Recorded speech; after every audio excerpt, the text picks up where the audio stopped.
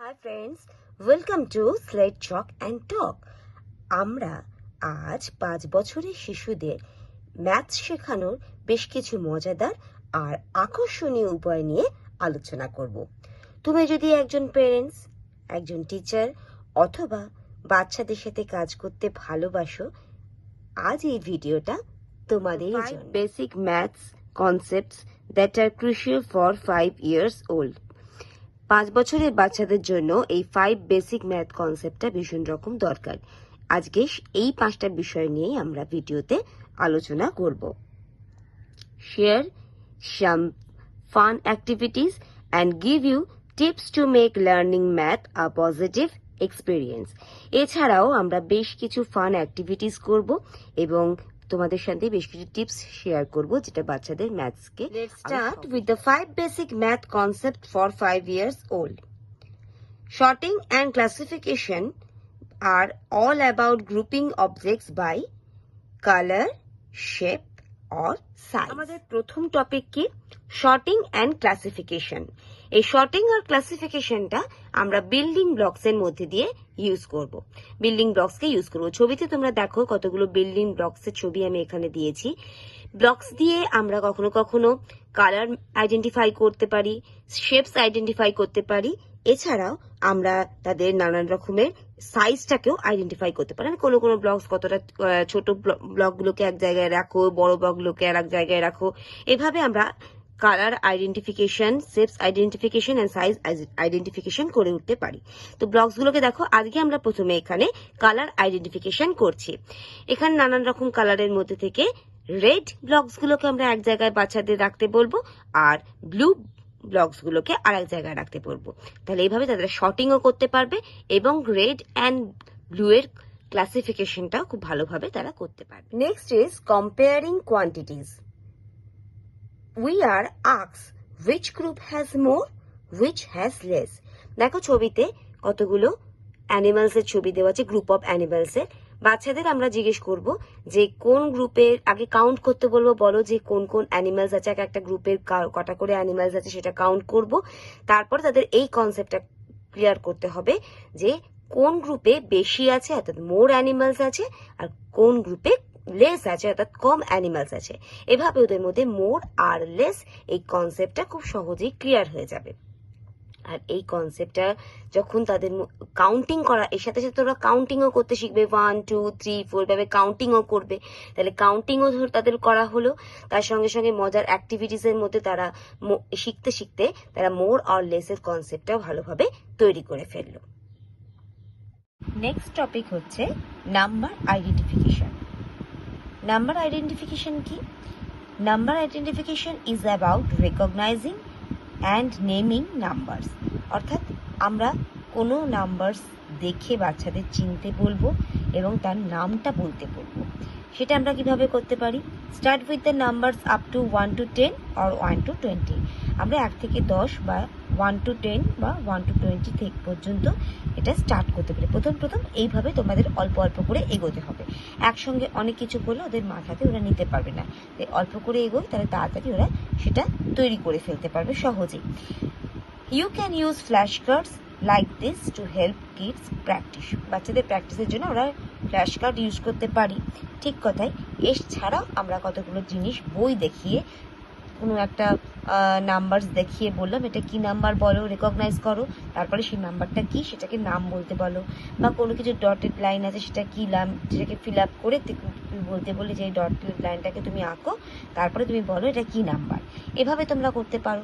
তোমরা কোনো পিচ বোর্ডে কোনো নাম্বারসগুলো, বিভিন্ন রকম নাম্বার এলোমেলো করে লিখে দিলে, তারপর তুমি সেটাকে কালার করে বা সেগুলোকে কালার করতে বললে বাচ্চাদের, দিয়ে তারপরে তুমি বললে যে বলো এক একটা করে ওরা ওই পিক করলো সেই চিরকুটটা, দিয়ে তারপরে সেই তারপরে সেটাকে তারা কালার করলো, দিয়ে সেটা বললো যে কোন জিনিসটা সে তুললো, যে লেটার্সটা যে নাম্বারসটা সে তুললো সেটা কি নাম্বার সেটা বললো, আইডেন্টিফাই করলো, আবার কালার করলো। তাহলে এই খেলাটাও তারা করতে পারে। এছাড়াও বাজারে বেশ কিছু এরকম ব্লকস পাওয়া যায়, নাম্বার ব্লকস, সেগুলো তোমরা পরপর ওরা সাজাতেও পারো। যেমন 1 থেকে 10 সাজালো, আস্তে আস্তে ব্যাক কাউন্টিং থেকে আমরা স্ট্রেট কাউন্টিং শিখলো, তারপরে যেমন আফটার নাম্বারও যারা শিখলো, তার সাথে সাথে আস্তে আস্তে অল্প অল্প করে তোমরা ধরো প্রথমে 1 2 3 3 2 1 এরকমভাবে ব্যাক কাউন্টিংটাও শেখাতে পারলে, এভাবে কাউন্টিংটাও আস্তে আস্তে, স্ট্রেট কাউন্টিং, ব্যাক কাউন্টিং দুটোই ওরা আস্তে আস্তে নাম্বার আইডেন্টিফিকেশনের সাথে সাথে খেলার ছলে এগুলো ওরা কিন্তু শিখতে পারবে। নাও for basic operations, addition and subtraction. Basic অপারেশনে আমরা অ্যাডিশন আর সাবট্রাকশনটা শিখবো। এক্ষেত্রে আমরা কি ইউজ করতে পারি? You can use fingers and object. For example, if we have 3 apples and add 2 more, how many do we have? আমরা বাচ্চাদের জিজ্ঞেস করতে পারি যে তোমার কাছে যদি 3টে অ্যাপেল থাকে, আরও 2টো যদি মা তোমাকে দেয়, তাহলে তোমার কাছে আর কটা অ্যাপেল রইলো?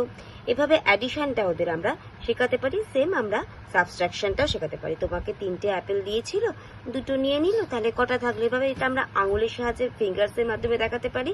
আবার যে কোনো অবজেক্ট দেখিয়েও ওদের দেখাতে পারি যে মোর করে অ্যাড করলাম, আবার লেস করে তুলে নিলাম। এভাবে ওদের ফিঙ্গার্স বা অবজেক্ট দিয়ে বেসিক অপারেশনটা, অ্যাডিশন আর সাবট্রাকশনে আমরা বাচ্চাদের শেখাবো। নাম্বার 5 পয়েন্ট হলো measurement. Lastly measurement. Teach them simple concept like long, short or heavy, light. You can also introduce them to unit like inches or centimeters by measuring toys. মেজারমেন্টের মাধ্যমে আমরা বাচ্চাদের ছোট বড়, হালকা ভারী এই জিনিসগুলোকে খুব সহজেই বোঝাতে পারবো। এছাড়াও যদি মনে হয় তাহলে আমরা মাঝে মাঝে তাদের সেন্টিমিটার বা ইঞ্চিসের যে স্কেল দেখে, সেটা কতটা সেন্টিমিটার, কোন দিকটা সেন্টিমিটার, কোন দিকটা ইঞ্চি, সেই মেজারমেন্ট বা মেজারমেন্ট টয়ও পাওয়া যায় দোকানে, সেখান থেকেও আমরা দেখে কিনে বাচ্চাদের শেখাতে পারবো। Learning math should be fun. বাচ্চাদের যখন আমরা অঙ্ক করাবো, সেটা যেন অবশ্যই খুব মজার ছলে করাই। প্রথমে ওদের যদি প্রাথমিকভাবে এই মজার ছলের অঙ্কগুলো শেখাতে পারি, তাহলে দেখবে ওদের অঙ্কটা বুঝতে বা শিখতে খুব তাড়াতাড়ি পারছে। তাহলে আজকে আমি এই ফান আর এঙ্গেজিং টিচিং মেথডে বেশ কিছু মেথড তোমাদের কাছে শেয়ার করছি। প্রথম মেথডটা কি? Use games. আমরা খেলার মধ্যে দিয়ে আজকে অঙ্ক শিখব। কিরকম সেটা শোনো তাহলে। বাচ্চাদের যদি খেলার মধ্যে দিয়ে আমরা কিছু শেখাই, তাহলে সেটা ওদের কাছে আরো বেশি ইন্টারেস্টিং হবে। যেমন আমরা প্রচুর বোর্ড গেম খেলতে পারি বাচ্চাদের সঙ্গে, তার মধ্যে একটা অন্যতম বোর্ড গেম হলো লুডো। লুডোতে ওই যে ডাইসগুলো আছে, সেখানে যে কটা পয়েন্ট আছে, সেই পুটকিগুলো দিয়ে ওরা বলতে পারবে অনায়াসেই যে যদি যারা চালে, আমরা জানি লুডো সবাই খেলতে জানি, সেগুলো তাহলে কটা মোট পয়েন্ট আছে সেটা তারা কাউন্টিং করতে পারবে। সেটা ফেলার পরে ঘর গুনে গুনে তারা এগিয়েও যেতে পারবে। এভাবে তাদের তোমরা যদি গেমের মাধ্যমে ইন্টারেস্ট করো, তাহলে দেখবে যে ওরা নাম্বার কাউন্টিং দেখে শিখতে পারছে, পয়েন্ট কাউন্টিং করতে পারছে, আস্তে আস্তে ঘর এগিয়ে যাচ্ছে। তারা হয়তো তোমরা তাদেরকে নানা রকম ভাবে এনকারেজ করলে, ওদেরই জিততে দাও, প্রচুর এনকারেজ করে বলে দারুণ হচ্ছে, আরো এগাও, আর দারুণ হচ্ছে, তোমার দারুণ ছয় পড়েছে বা পুট পড়েছে, দারুণ, আরো একটু এগাও, আরেকবার চালো, দেখো তো একটুখানি, বা তোমার চালটা ওকে চালতে বললে যে আমার চালটা চেলে দাও তো, দেখো তো কত কি হচ্ছে। তাহলে কি যত বেশি ও এইগুলোর মধ্যে এঙ্গেজ থাকবে, কাউন্টিং করবে, নিজে নিজে এগিয়ে নিয়ে যেতে পারবে নাম্বারটাকে, তত ওদেরও ভালো লাগবে। আর আমাদের দিকে একটাও ভালো, আমরাও ভালো, আমাদের ভালো হবে যে আমরা ওদের শেখাতে পারবো অনেক তাড়াতাড়ি। ওরা গেমটাকে করতে করতে ওরা ম্যাথটাকেও শিখে যাবে। যেমন আমরা বাস্তব জীবনের বেশ কিছু অভিজ্ঞতা নিয়ে বা বাস্তব জীবনের বেশ কিছু উদাহরণকে কাজে লাগিয়ে আমরা তাদের ম্যাথকে শেখাতে পারি। কিরকম? যেমন ধরো তুমি কোনো কেনাকাটা করেছো, কোনো ফলের দোকানে ফল কিনেছো, সেই ফলগুলোকে নিয়ে ভালো করে ধুয়ে একটা বাস্কেটের মধ্যে ভরে রাখলে, ভরে রাখার পরে 1 নাম্বার তুমি তাকে ফলগুলোকে কাউন্টিং করতে বলতে পারো। সেখান থেকে তাহলে কাউন্টিংটা যেমন শিখছে, ফলের নানা রকম কালার্স বা শেপস গুলো তোমরা তাকে বলতে পারো যে বলতো এই ফলগুলো কি শেপ বা কি কালার, সেগুলো তারা বললো। তেমনি কোন ফলটা বেশি ভারী, কোন ফলটা বেশি হালকা, দুটোর মধ্যে বা সমস্ত ফলগুলোর মধ্যে একটা কম্পেয়ার করে সেটাকে আলাদা আলাদা করে ভাগ করে করে তারা রাখতে পারলো। তাহলে এইভাবে তাদের একটা ম্যাথসের কনসেপ্টও খুব ভালোভাবে কিন্তু তৈরি হয়ে যায়। বেশ কিছু ফান অ্যাক্টিভিটিস করেও কিন্তু বাচ্চাদের আমরা ম্যাথ শেখাতে পারি। যেমন আমরা একটা জিনিস এর মধ্যে করে দেখাচ্ছি তোমাদের, একটা 1 আঁকলে তোমরা, ঠিক আছে, 1টা আঁকলে বা 2 করলে,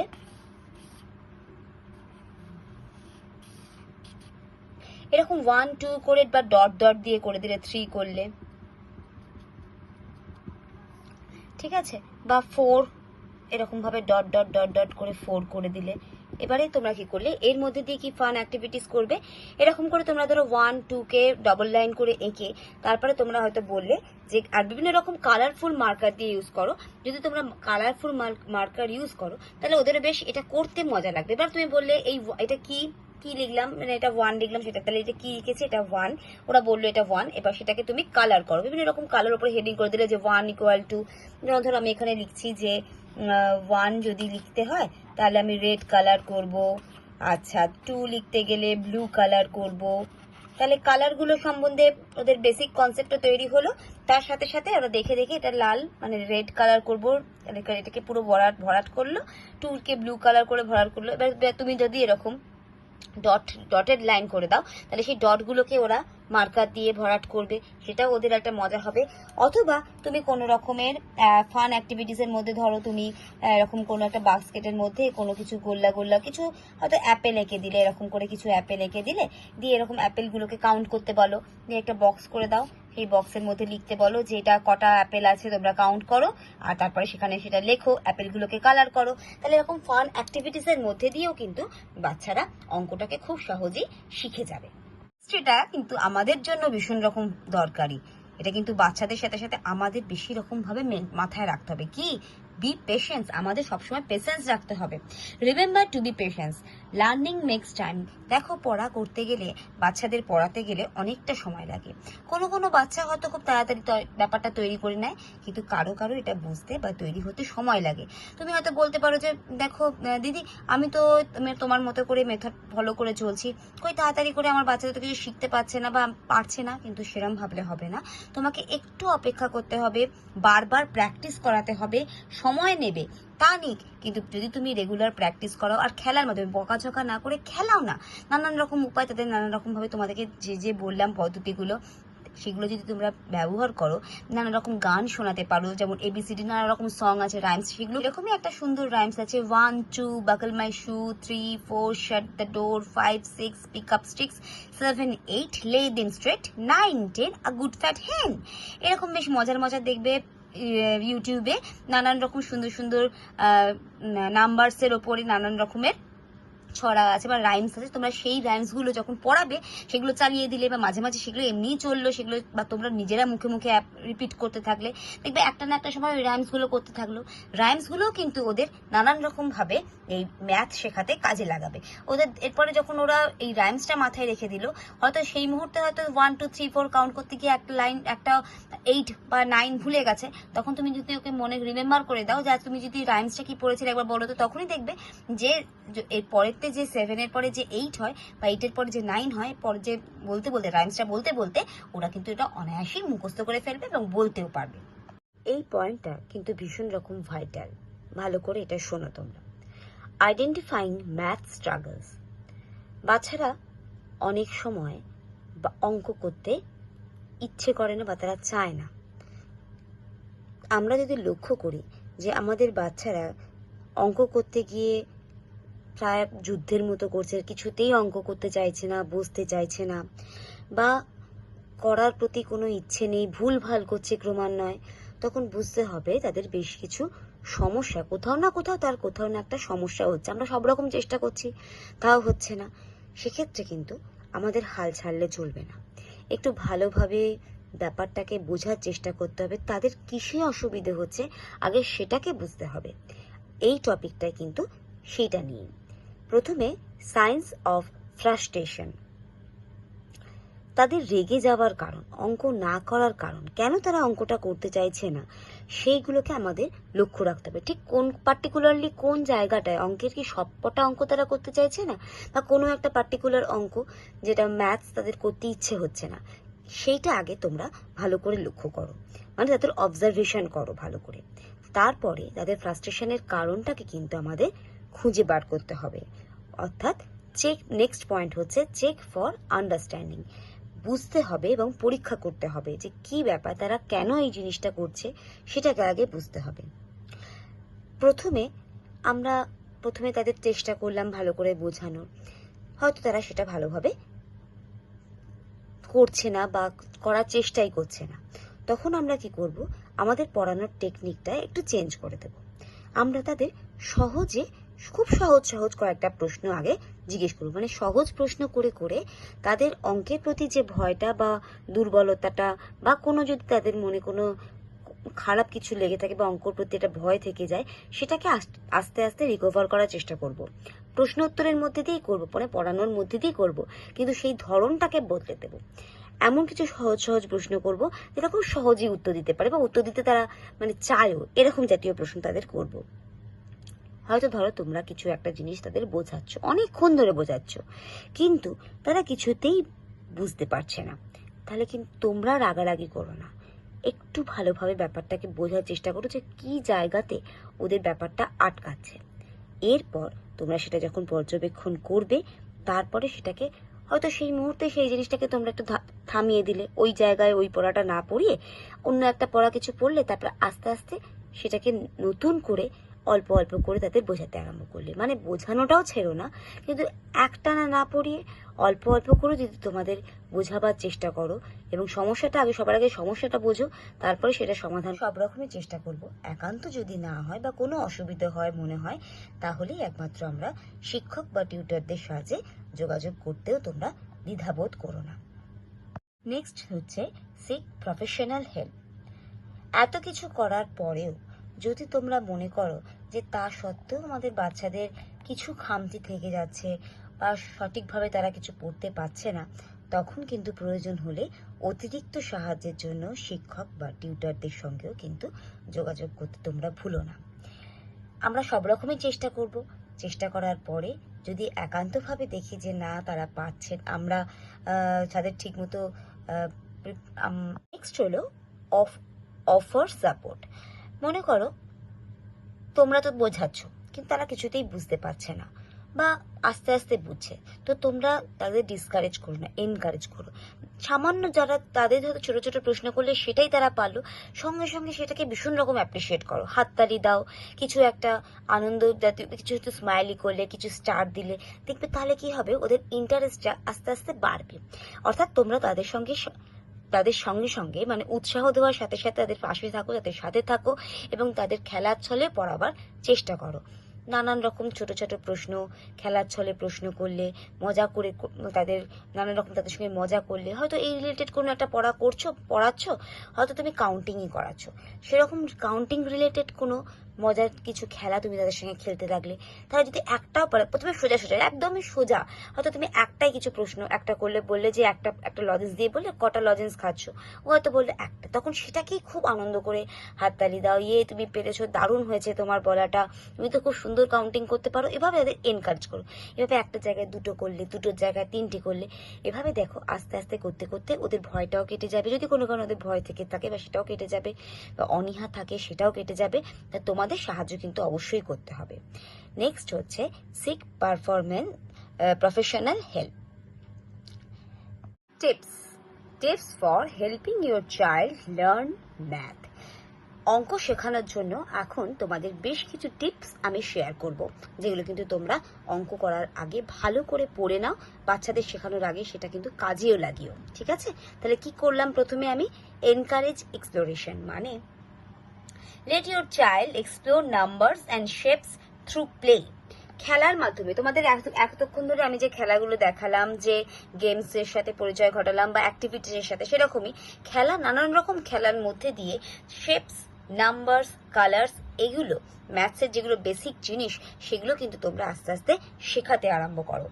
এইগুলো করার জন্য তোমাদের কি ব্যবহার করতে হবে, তোমরা খেলতে পারো give them puzzle or blocks to play and watch how they naturally start to sort and count। তারা কিভাবে সেটাকে করছে, তারা যদি কোনো ভুল উপায় দেখো, তোমরা তাদের কোনো পাজল দিলে, কোনো ব্লকস দিলে, তোমরা তাদের সেটা করতে বলে, কিন্তু পাজল করার সময় অনেক সময় কি হয়, ভুলভাল পাজল তারা একের জায়গায় অন্য জিনিসটা লাগিয়ে ফেলে। তো সেক্ষেত্রে তখন তোমাদের কি করতে হবে, বাচ্চাদের পাজল বা ব্লকস দিয়ে কিন্তু ছেড়ে চলে এসো না, তাদের সঙ্গে বসো, ওই খেলাটাও তোমরা ওদের সঙ্গে খেলো। দেখবে তাতে যদি তোরা কিছু ভুল করে, তাদের মজা করে সেটা বোঝাও যে আরে এটা কি ঠিক হচ্ছে, দেখি তো একবার ছবিটা, পাজেল বা ব্লকসে, দেখি তো এটা ঠিকঠাক হচ্ছে, আচ্ছা দেখি তো এটা এরম করে ঠিক হচ্ছে কিনা, তাহলে দেখছিস তো তাহলে এইটা থেকে এই জিনিসটা ঠিক হচ্ছে, তাহলে এইটা ভাবে তুই যদি করিস তাহলে তোর লেখার তোর জিনিসটা আরো বেশি ভালো হবে। এইভাবে তাদের বুঝিয়ে না বকে সুন্দর করে যদি এই ওদের সঙ্গে খেলার ছলে পড়াও, দেখবে ওরা অনেক ভালোভাবে জিনিসটা রপ্ত করবে আর ভালোভাবে সেটাকে নিয়ে আরো খেলাটা আরো বেশি ওদের কাছে ইন্টারেস্টিংও হয়ে উঠবে।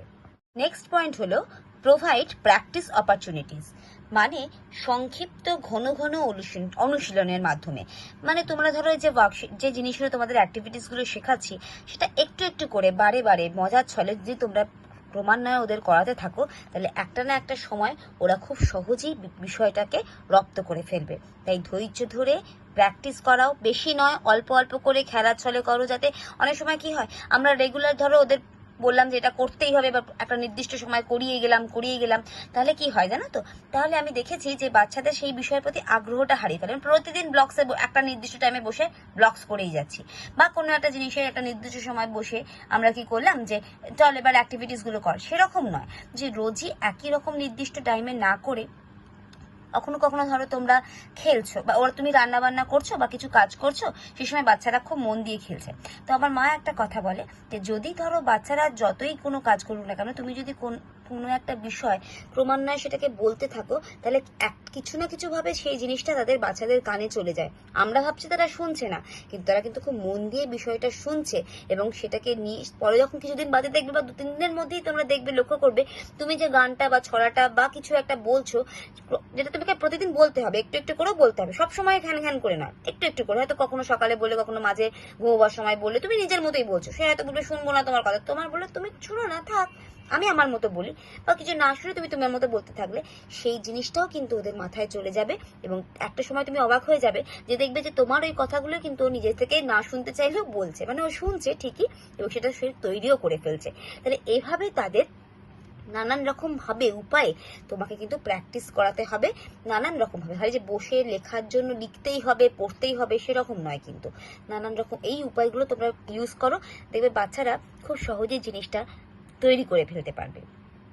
বাচ্চারা বুঝতে পারবে যে এমন ভাব করুন যে বাচ্চারা দেখে যেন বুঝতে পারে যে আপনি বা তুমি এই অঙ্কটা করতে বা অঙ্কর এই জিনিসগুলো করতে, ওয়ার্কশিটগুলো করতে ভীষণ মজা পাচ্ছ, ভীষণ আনন্দ পাচ্ছ। তোমাকে দেখে তখন দেখবে বাচ্চারাও বেশ আনন্দ পাবে, আরে এটা যদি মা এত আনন্দ পায় বা বাবা মা এত আনন্দ পেয়ে করছে, তাহলে নিশ্চয়ই এটা খুব মজার একটা জিনিস। আচ্ছা দেখি তো কি এমন মজার জিনিস যে ওদের সঙ্গে আমিও একটু আনন্দ করি, আমিও একটু বেশ এটা করলে মনে হয় খুব আনন্দ হয়, তাহলে আমিও সেটা করে দেখি।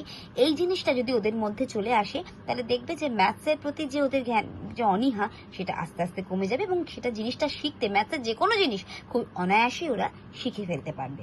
লাস্ট ইম্পর্টেন্ট টিপস হচ্ছে হ্যাভ ফান। আমরা যত বেশি মজা করে বাচ্চাদের শেখাবো, বাচ্চাদের সঙ্গে আমরাও একাত্ম হয়ে যেতে পারবো, ওরাও এই জিনিসটাকে আরো বেশি ভালোভাবে গ্রহণ করতে পারবে, আমাদের সাথে ওরাও খেলার ছলে ম্যাথটা খুব সহজেই শিখে যাবে। তাই একটা খেলাধুলা বা আনন্দদায়ক একটা অভিজ্ঞতার মধ্যে দিয়ে আমরা যে কোনো জিনিস, আজকে ম্যাথ আমি তোমাদের বলছি সেটাই খালি নয়, ইংলিশ, ম্যাথ, ইপিএস বা যে কোনো জিনিস আমরা যদি ভালোভাবে নানা রকম গান করে, অ্যাক্টিভিটিসের মাধ্যমে হাত পা নেড়ে, নানা রকম অঙ্গভঙ্গি করে, নানা রকম ধরো লুকোচুরি খেলছি, আমরা ধরো লুকোচুরি খেললাম, কিরকম ভাবে লুকোচুরি খেলি যে আমরা কাউন্ট করছি, কিন্তু তুমি লুকিয়ে পড়ো, হাইড অ্যান্ড সিক যেটা বলে, হাইড অ্যান্ড সিক খেলছি, তো 1 2 3 4 5 6 7 8 এরভাবে 20 পর্যন্ত আমি কাউন্ট করলাম, সেটা শুনে শুনে ও সেটা কাউন্ট করতে শুরু, ভাবে মজা করে, যথেষ্ট মজা করে, আনন্দ করে, না বকাচকা করে, ভুল হোক না তাতে কোনো ক্ষতি নেই, তাই ভুল হতে হতে ওদের শিখে যাবে ওরা। তাই মজা করে আমরা এই পুরো প্রসেসগুলো শিখবো আর বাচ্চাদেরও শেখাবো। There are so many great resources out there to help with teaching math. Math পড়ানোর জন্য এখন বেশ কিছু রিসোর্সেস কিন্তু বেরিয়ে গেছে। কি কি সেগুলো? কিছু বুকস, ওয়েবসাইট, অ্যাপস এবং টয়। আজকে সেসব বিষয় নিয়ে তোমাদের সাথে আলোচনা করছি। বুকসের মধ্যে 10 ব্ল্যাক ডটস, কাউন্টিং ক্রোকোডাইলস, এগুলো কিন্তু স্টোরি কম্বাইন্ড স্টোরি আর ম্যাথ পড়ানোর পক্ষে বেশ উপযুক্ত। এছাড়াও ওয়েবসাইটের মধ্যে ABC mouse or Khan academy, kids for interactive learning, এটাও যেমন খুব ইম্পর্টেন্ট, তেমনি আমরা ইউটিউব সার্চ করলেও বহু এরকম ভিডিওস পাবো, বাচ্চাদের পড়ানো লার্নিং ভিডিওস, অ্যাক্টিভিটিস ভিডিও, যেগুলো কিন্তু বাচ্চাদের আমাদের অনেকটা উপকার করবে ম্যাথ শেখানোর পক্ষে। এছাড়াও apps like Endless Numbers are perfect for, on the go learning, এই অ্যাপসটাও ভীষণ উপকারী। এছাড়াও টয়েজের মধ্যে বেশ কিছু নাম্বারস, পাজল, কাউন্টিং ব্লকস এগুলো আছে। বেশ কিছু টয়েজ আছে যেগুলো বাচ্চারা খুব সহজে খেলার ছলে অঙ্কটাকে খুব সহজে শিখে নিতে পারে। বন্ধুরা, আজকে এই পর্যন্তই। মনে রাখতে হবে যে ম্যাথকে আমাদের অনেক বেশি মজাদার এবং সহজবোধ্য করে তোলাই কিন্তু একমাত্র লক্ষ্য, যাতে বাচ্চারা খুব সহজেই বা অঙ্কটাকে ধাতস্থ করে নিতে পারে এবং যাতে তাদের ভবিষ্যতের ভিত আরো বেশি মজবুত হয়। তার জন্য আমাদের অনেক অনেক বেশি ধৈর্যের দরকার, অনেকটা সময় তাদের পেছনে দিতে হবে। আর যে সমস্ত বিষয়গুলো তোমাদের সঙ্গে আজকে শেয়ার করলাম সেগুলো কিন্তু সঠিকভাবে ফলো করতে হবে। তাহলে ভিডিওটা কেমন লাগলো আমাকে অবশ্যই জানিও। ভিডিওটা দেখার জন্য তোমাদের অনেক ধন্যবাদ। আর এরকমই বেশ কিছু মজাদার শিক্ষামূলক টিপসের জন্য লাইক, শেয়ার আর সাবস্ক্রাইব করতে অবশ্যই ভুলো না কিন্তু। পরের বার দেখা হবে। টাটা।